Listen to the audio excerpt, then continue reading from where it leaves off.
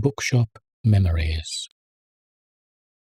When I worked in a second-hand bookshop, so easily pictured, if you don't work in one, as a kind of paradise, where charming old gentlemen browse eternally among calf-bound folios, the thing that chiefly struck me was the rarity of really bookish people.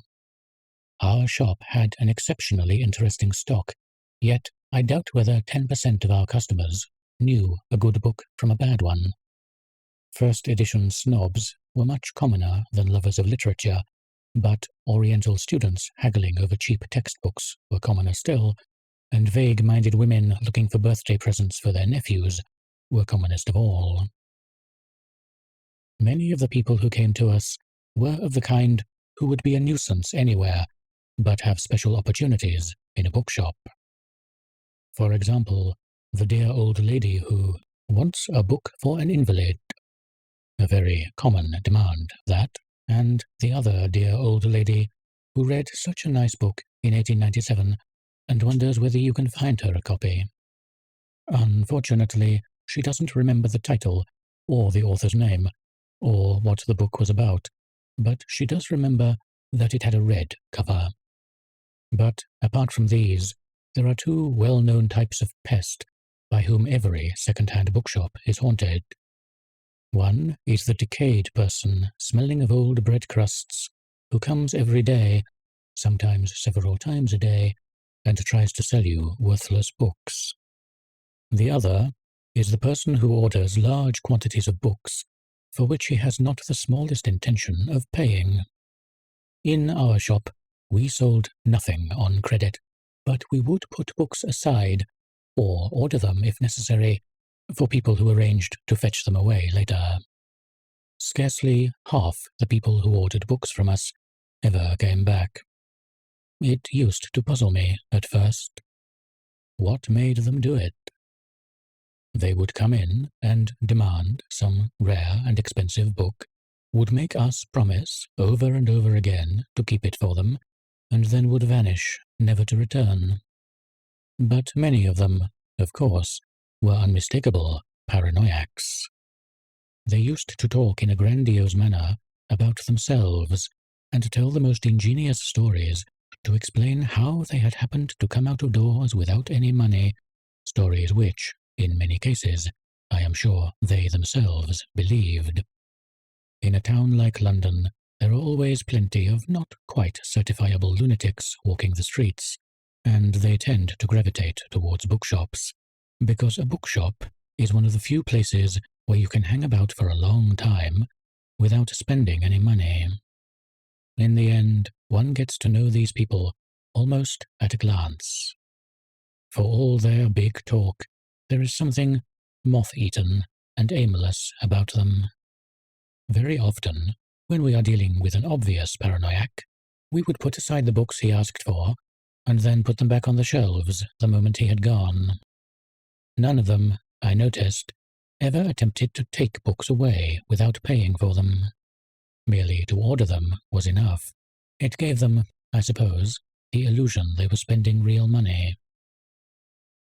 Like most second-hand bookshops, we had various sidelines. We sold second-hand typewriters, for instance, and also stamps. Used stamps, I mean. Stamp collectors are a strange, silent, fish-like breed, of all ages, but only of the male sex. Women, apparently, fail to see the peculiar charm of gumming bits of colored paper into albums. We also sold sixpenny horoscopes, compiled by somebody who claimed to have foretold the Japanese earthquake. They were in sealed envelopes, and I never opened one of them myself, but the people who bought them often came back and told us how true their horoscopes had been. Doubtless any horoscope seems true if it tells you that you are highly attractive to the opposite sex, and your worst fault is generosity. We did a good deal of business in children's books, chiefly remainders. Modern books for children are rather horrible things, especially when you see them in the mass. Personally, I would sooner give a child a copy of Petronius Arbiter than Peter Pan, but even Barry seems manly and wholesome compared with some of his later imitators. At Christmas time, we spent a feverish 10 days struggling with Christmas cards and calendars, which are tiresome things to sell, but good business while the season lasts. It used to interest me to see the brutal cynicism with which Christian sentiment is exploited. The touts from the Christmas card firms used to come round with their catalogues as early as June. A phrase from one of their invoices sticks in my memory. It was 2 dozen infant Jesus with rabbits. But our principal sideline was a lending library, the usual 2-penny no deposit library of 500 or 600 volumes, all fiction. How the book thieves must love those libraries. It is the easiest crime in the world to borrow a book at one shop for 2 pence, remove the label, and sell it at another shop for a shilling. Nevertheless, booksellers generally find that it pays them better to have a certain number of books stolen. We used to lose about a dozen a month, than to frighten customers away by demanding a deposit. Our shop stood exactly on the frontier between Hampstead and Camden Town, and we were frequented by all types, from baronets to bus conductors. Probably our library subscribers were a fair cross-section of London's reading public. It is, therefore, worth noting that of all the authors in our library, the one who went out the best was Priestley, Hemingway, Walpole, Woodhouse. No, Ethel M. Dell, with Warwick Deeping a good second, and Geoffrey Farnell, I should say, third. Dell's novels, of course, are read solely by women, but by women of all kinds of ages, and not, as one might expect, merely by wistful spinsters and the fat wives of tobacconists. It is not true that men don't read novels, but it is true that there are whole branches of fiction that they avoid. Roughly speaking, what one might call the average novel, the ordinary, good-bad, Galsworthy and Water stuff, which is the norm of the English novel, seems to exist only for women. Men read either the novels it is possible to respect, or detective stories. But their consumption of detective stories is terrific. One of our subscribers, to my knowledge, read 4 or 5 detective stories every week for over a year, besides others which he got from another library. What chiefly surprised me was that he never read the same book twice. Apparently, the whole of that frightful torrent of trash, the pages he read every year would, I calculated, cover nearly 3/4 of an acre, was stored forever in his memory. He took no notice of titles or authors' names, but he could tell by merely glancing into a book whether he had it already. In a lending library, you see people's real tastes, not their pretended ones, and one thing that strikes you is how completely the classical English novelists have dropped out of favour. It is simply useless to put Dickens, Thackeray, Jane Austen, Trollope, etc. into the ordinary lending library. Nobody takes them out. At the mere sight of a 19th-century novel, people say, "Oh, but that's old," and shy away immediately. Yet it is always fairly easy to sell Dickens, just as it is always easy to sell Shakespeare. Dickens is one of those authors whom people are always meaning to read, and, like the Bible, he is widely known at second hand.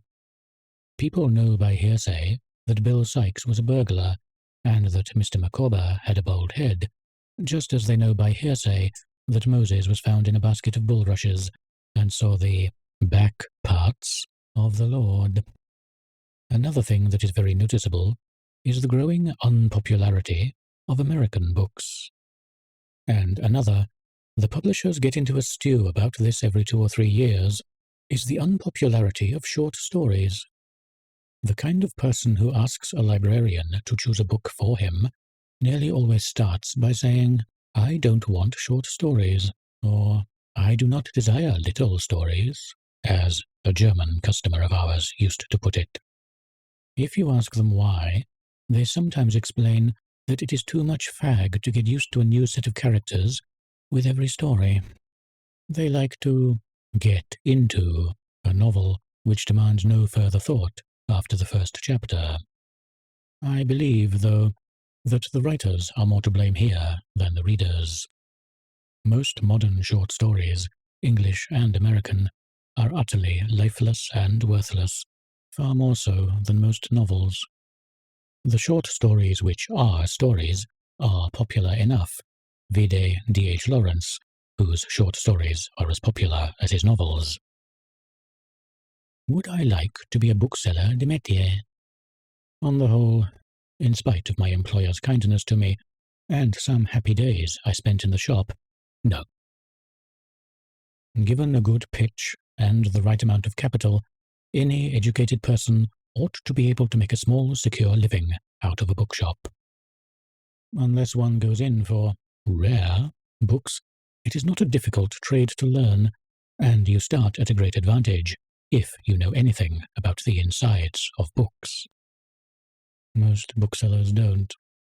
You can get their measure by having a look at the trade papers where they advertise their wants.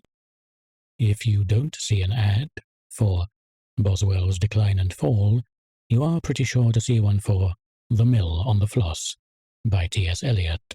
Also, it is a humane trade, which is not capable of being vulgarized beyond a certain point. The combines can never squeeze the small independent bookseller out of existence, as they have squeezed the grocer and the milkman. But the hours of work are very long. I was only a part-time employee, but my employer put in a 70-hour week, apart from constant expeditions out of hours to buy books, and it is an unhealthy life. As a rule, a bookshop is horribly cold in winter, because if it is too warm, the windows get misted over, and a bookseller lives on his windows. And books give off more and nastier dust than any other class of object yet invented, and the top of a book is the place where every bluebottle prefers to die. But the real reason why I should not like to be in the book trade for life is that while I was in it, I lost my love of books. A bookseller has to tell lies about books, and that gives him a distaste for them. Still worse is the fact that he is constantly dusting them and hauling them to and fro. There was a time when I really did love books, loved the sight and smell and feel of them.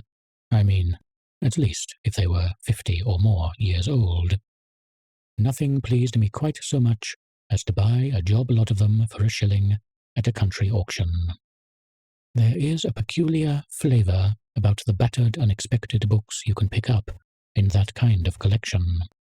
Minor 18th century poets, out-of-date gazetteers, odd volumes of forgotten novels, bound numbers of ladies' magazines of the 60s.